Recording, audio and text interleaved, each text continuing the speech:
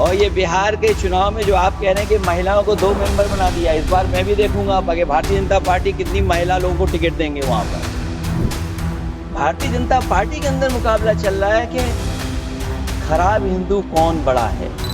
ये कहती हो कि दुनिया की सबसे बड़ी पार्टी है। अध्यक्ष महोदय वो अपना राष्ट्रीय अध्यक्ष नहीं चुन पाए अभी तक। इस सामने जितनी पार्टियां हैं उनका राष्ट्रीय अध्यक्ष उन 5 लोगों को ही चुनना है परिवार को।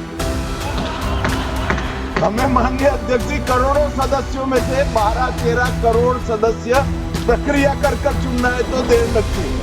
आपके यहाँ जरा भी देर नहीं लगेगी। मैं कह देता हूं अभी 25 साल तक आप अध्यक्ष हो जाओ, नहीं बदल। भगवान श्री राम, लक्ष्मण, सीता, लेकिन हनुमान क्यों? हनुमान इसलिए नहीं थे, शायद उनकी जात या धर्म कुछ और। माननीय सदस्य श्री अखिलेश यादव जी।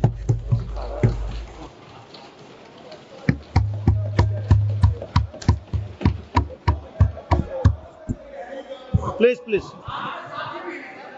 कोई बात नहीं, कोई बात नहीं। अरे नहीं, आदरणीय सभापति महोदय, मैं आपका बहुत धन्यवाद देना चाहता हूं कि बहुत ही महत्वपूर्ण और देश के लिए और बड़ी आबादी के लिए भारतीय जनता पार्टी की सरकार में एक और बिल आया है।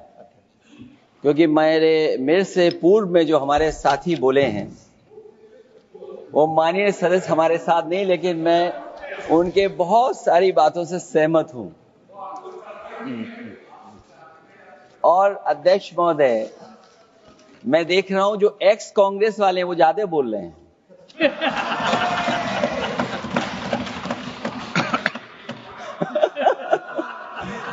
आदरणीय अध्यक्ष महोदय,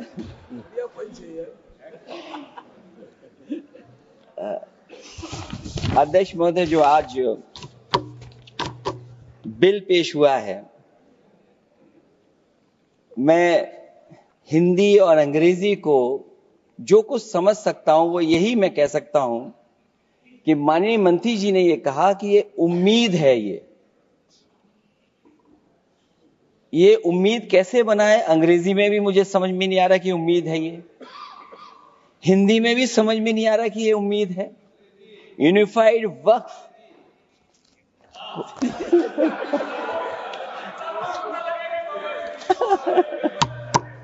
अध्यक्ष महोदय, यूनिफाइड वक्फ मैनेजमेंट, मैं अकेला काफी हूं। अध्यक्ष महोदय, ये अध्यक्ष महोदय, मैं समझ सकता हूं कि मैं वो बात छेड़ना नहीं चाहता था, लेकिन क्या करूं, मजबूरी है अब। अध्यक्ष महोदय, अभी माननीय सदस्य लोग ये कह रहे हैं कि हमारे सदस्य नहीं है यहां पर जो हमारे साथी हैं, लेकिन अध्यक्ष महोदय मैं ये कहना चाहता हूं, ये जो बिल लाया जा रहा है, भारतीय जनता पार्टी में एक मुकाबला चल रहा है।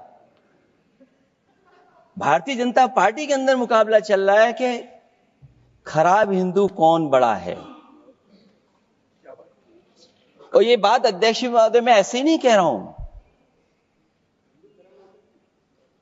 जो पार्टी ये कहती हो कि दुनिया की सबसे बड़ी पार्टी है, अध्यक्ष महोदय वो अपना राष्ट्रीय अध्यक्ष नहीं चुन पाए अभी तक। अध्यक्ष महोदय, भारतीय जनता पार्टी क्या है?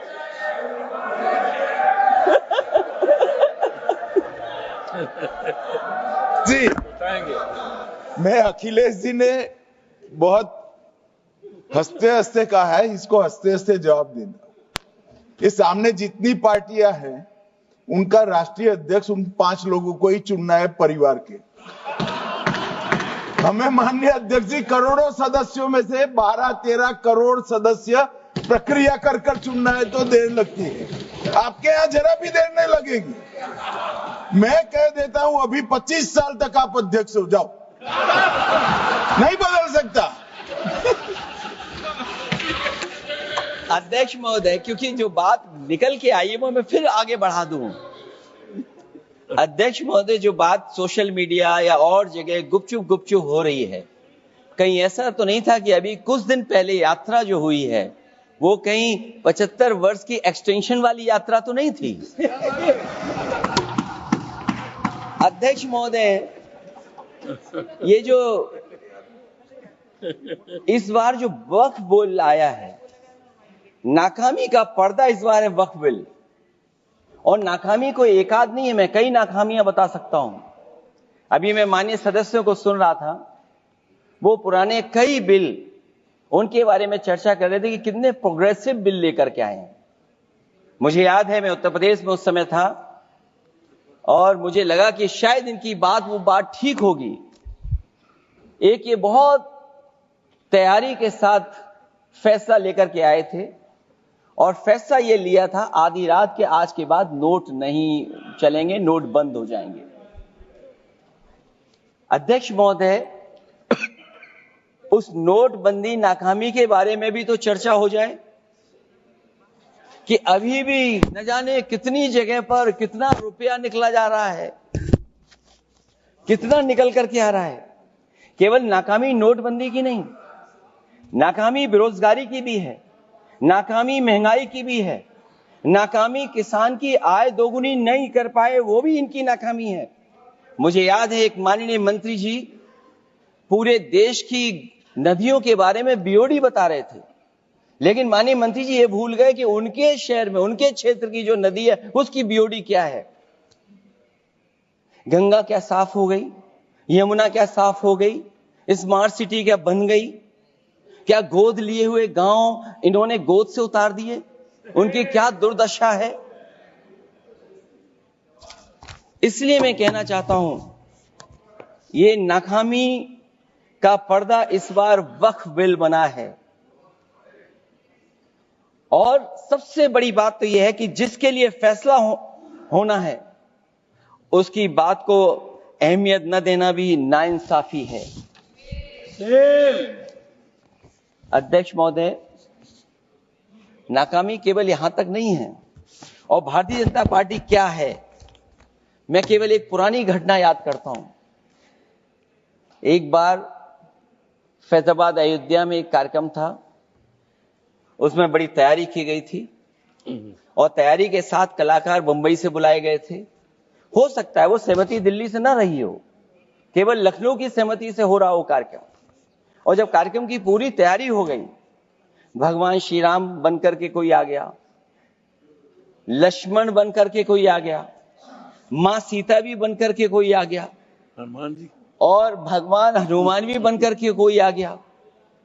लेकिन जब लखनऊ से वो हेलीकॉप्टर उड़ा और अयोध्या पहुंचा तो सब लोग थे, लेकिन उसमें हनुमान नहीं थे। अध्यक्ष महोदय, मैं भारतीय जनता पार्टी के लोगों से कहूंगा कि जानकारी करिए कि आखिरकार भगवान श्री राम थे, लक्ष्मण थे, सीता थी, लेकिन हनुमान क्यों नहीं थे? हनुमान इसलिए नहीं थे, शायद उनकी जात या धर्म कुछ और था।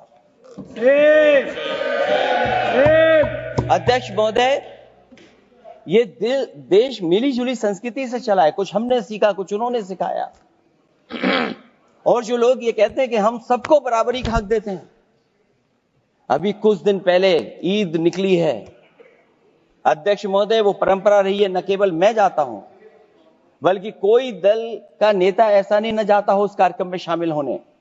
भारतीय जनता पार्टी के जो मुख्यमंत्री, उप मुख्यमंत्री, वो भी जाते हैं, उप मुख्यमंत्री, सभी धर्मों के नेता आते हैं।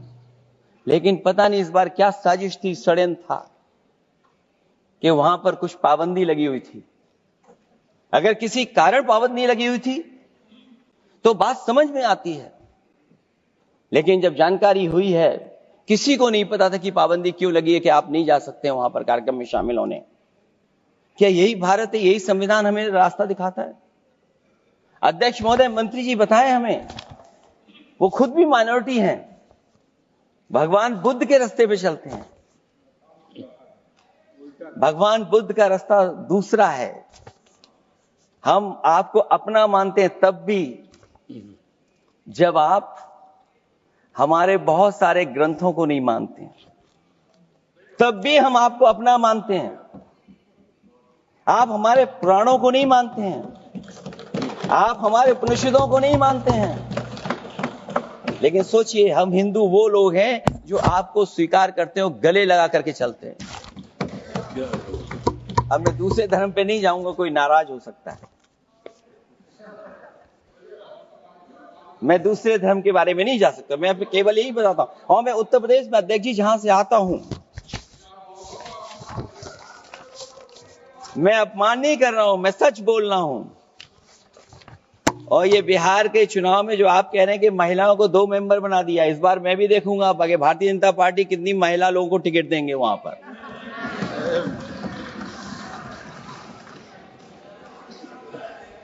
अध्यक्ष महोदय, भाजपा जब भी कोई नया बिल लाती है तो वो अपनी नाकामी छुपाती है। भाजपा वाले मुसलमान भाइयों की वक्फ की जमीन चिन्हित करने की बात कर रहे हैं, जिससे महाकुंभ में जो हिंदू मारे गए हैं या खो गए हैं, उनको चिन्हित करने की बात पर पर्दा पड़ जाए। अध्यक्ष महोदय, मुझे खुशी है इस बात की कि हमारा धर्म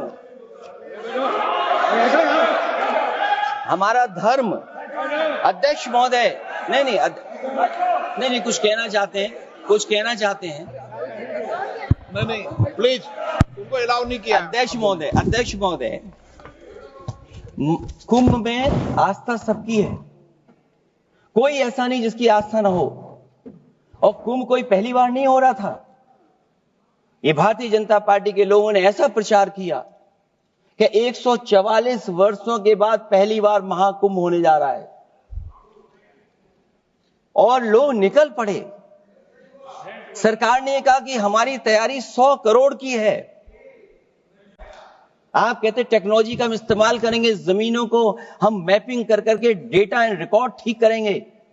अध्यक्ष महोदय, ये बताएं कि वो 30 लोग कौन थे, उनके नाम क्या थे जिनकी जान चली गई। न केवल जान जाने वालों की, बल्कि अध्यक्ष महोदय, ये सरकार बताए कि जो लगभग 1000 हिंदू खो गए हैं, जो अभी तक नहीं मिले, जो अभी तक नहीं खोज पाए हैं, वो 1000 हिंदू की सूची कहां है?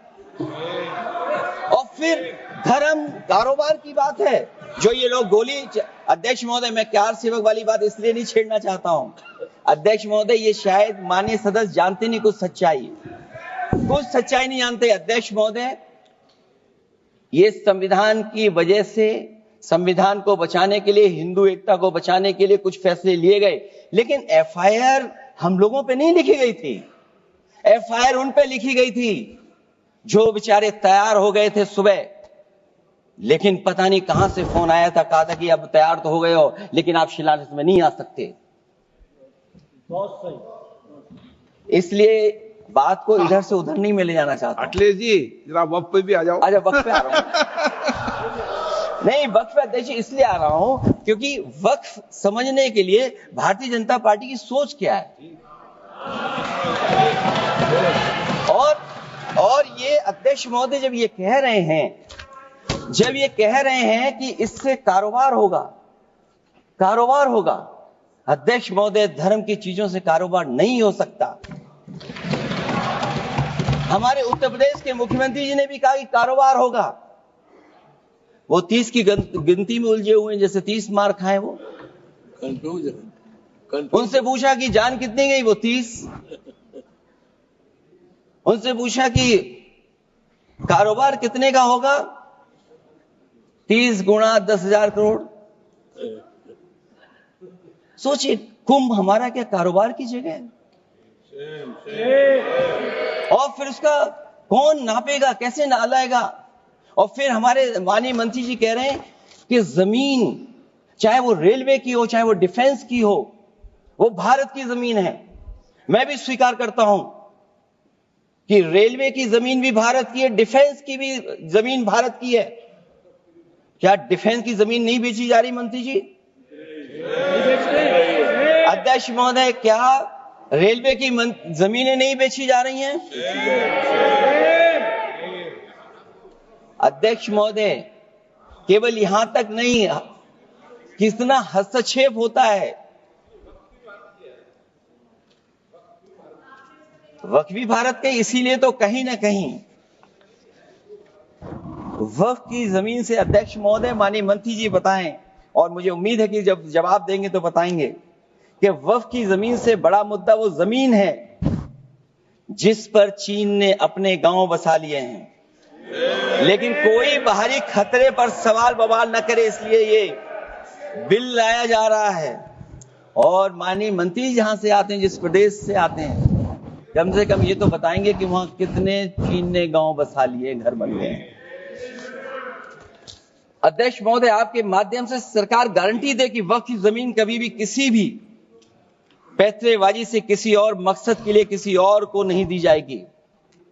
वक्फ की वर्तमान व्यवस्था में चाहे 5 साल के धर्म पालन की पाबंदी की बात हो, या कलेक्टर से सर्वेक्षण के हस्तक्षेप की बात हो, या वक्फ परिषद या बोर्ड में बाहरियों को शामिल करने की बात हो, इन सब का उद्देश्य मुस्लिम भाइयों के सार्वजनिक अधिकार को छीनकर उनके महत्व और नियंत्रण को कम करना है। ट्रिब्यूनल के निर्णय को अंतिम न मानकर उच्च न्यायालय में लेकर जाने की अनुमति देना दरअसल जमीनी विवाद को लंबी न्यायिक प्रक्रिया में फंसाकर वक्फ भूमि पर कब्जों को बनाए रखने का रास्ता खोलेगा।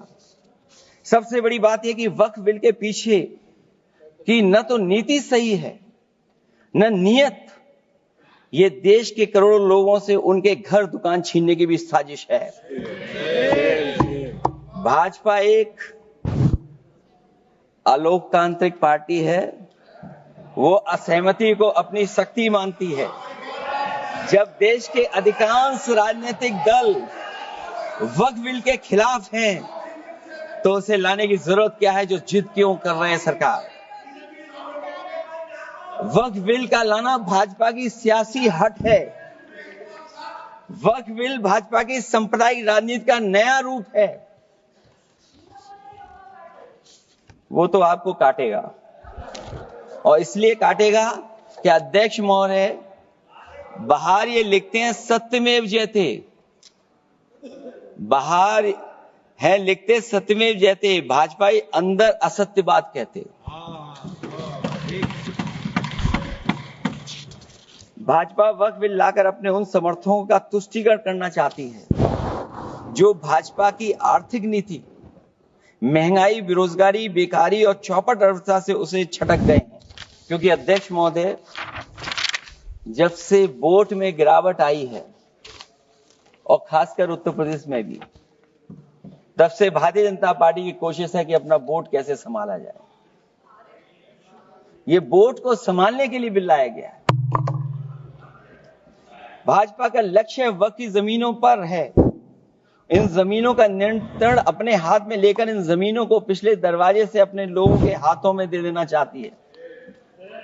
भाजपा चाहती है कि वक्फ बिल लाने से मुस्लिम समुदाय को लगे कि उन पर हक को मारा जा रहा है, वो उद्वेलित हों और भाजपा को ध्रुवीकरण की राजनीति करने का मौका मिल सके। क्योंकि अध्यक्ष महोदय, भाजपा का लक्ष्य यह है कि ध्रुवीकरण हो, क्योंकि वो जानते हैं कि ध्रुवीकरण जितना होगा उससे वो लाभ उठाने में आगे रहेंगे। तो ये वक्फ बिल जो लाया जा रहा है, वो अपनी वोट बैंक को संभालने के लिए और समाज को बांट करके ध्रुवीकरण करके राजनीतिक लाभ लेने के लिए लाया जा रहा है। और अगर इसके लिए नहीं लाया होता तो पहले से जो जितने फैसले लिए सरकार ने, क्या उससे देश और प्रदेश में कोई बड़ा बदलाव आ गया है? अगर स्मार्ट सिटी का बात करें तो कितनी स्मार्ट सिटी बन गई है आपकी? आपके नोटबंदी की वजह से न जाने कितना रुपया कहां निकल रहा है, और डर तो ये लगता है कहीं भाजपा वाले दूसरों के पैसा रख करके न पकड़वा दें। वक्फ बिल के आने से पूरी दुनिया में एक गलत संदेश भी जाएगा। इससे देश की सेकुलर इमेज को बहुत धक्का लगेगा। वक्फ बिल भाजपा की नफरत की राजनीति का एक और अध्याय है। मैं अंत में कहना चाहता हूं कि अभी तो आपने साथी संभाल लिए हैं, एक साथी तो मुझे दिखाई नहीं दे रहा है, और हमारे जिनका हमने सम्मान किया हमें कहां ले गया? और हमें यहाँ छोड़ गए आप, हमें छोड़ गए। हमें देखिए सभापति महोदय देखिए राजनीति क्या है। हमने आपका हाथ पकड़ा और हम यहाँ आ गए और आप हमारा हाथ छुड़ा करके वहां चले गए। इसलिए देखिएगा कब हमारा इनका हाथ मिल जाए। और मैं अध्यक्ष सभापति महोदय ये कहना चाहता हूं कि वक्फ बिल भाजपा के लिए वाटरलू साबित होगा, क्योंकि ऊपर से तो हाँ हाँ कह रहे हैं, लेकिन अंदर ही अंदर बहुत सारे साथी सहमत नहीं है। मैं अंत में इतना ही कहना चाहता हूं कि ये वक्फ बिल जो लेकर के आए हैं, कोई उम्मीद लेकर के नहीं आ रहा है। ये सोची समझी रणनीति का हिस्सा है, क्योंकि इनका जो बोर्ड बिखर गया है, ये मुस्लिम में भी बंटवारा चाहते हैं। मुस्लिम इस्लाम धर्म में कहीं बंटवारा नजर नहीं आता है, लेकिन इनकी कोशिश है कि इस बिल के माध्यम से हम मुस्लिम भाईचारा में भी बंटवारा कर दें। बंटवारा तो पीडीए करेगा। अभी देखिएगा सभापति महोदय, हमारे एक सदस्य कह रहे थे कि चुनाव बहुत अच्छा होता है। इनसे बेहतर किसने चुनाव देखा होगा? चलिए धन्यवाद। वोट ही नहीं डालने दिया। चलिए सभापति महोदय, मैं धन्यवाद देता हूं। मैं और अपने दल और साथियों के साथ कहता हूं कि समाजवादी पार्टी बिल का विरोध करती है। वोट पड़ेगा तो हम इसके खिलाफ वोट डालने जा रहे हैं। माननीय सदस्य श्री